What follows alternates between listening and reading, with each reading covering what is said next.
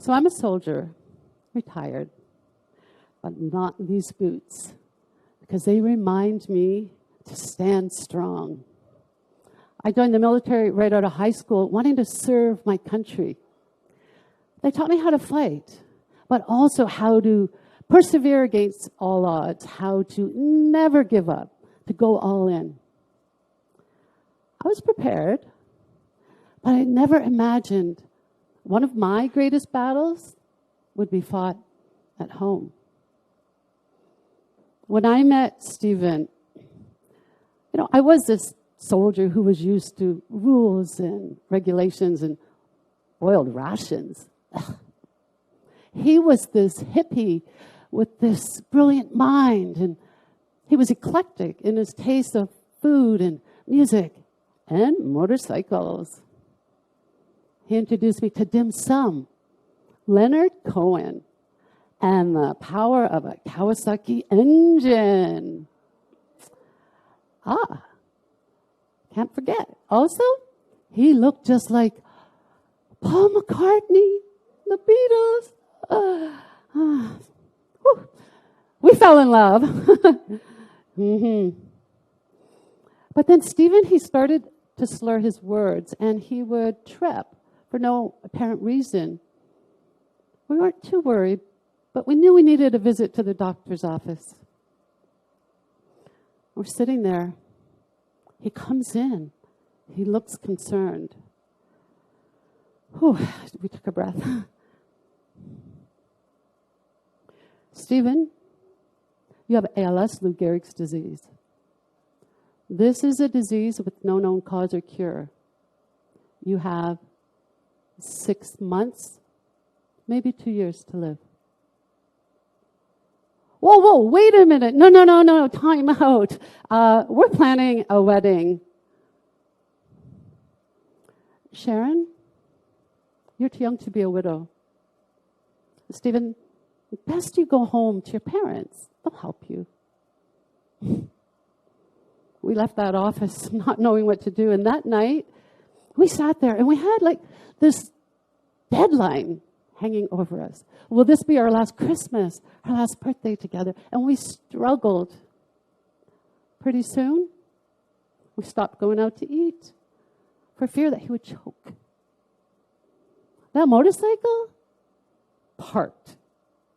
In its place, this big, ugly electric wheelchair. And the music, silent. We knew something had to change, something. And one day, maybe in desperation, we just had an epiphany. What if we flipped that script that the doctor wrote? What if we wrote it in a way that would work for us? What if Stephen wasn't dying of ALS? He was living with ALS. That gave us courage to move forward, and we married. And we had 2 beautiful children. We had a daughter, Madison. 4 years later, we had a gorgeous son, Derek. My husband had a reason to get up every day. He was a father and a great one. He was a husband and a great one. So he had purpose.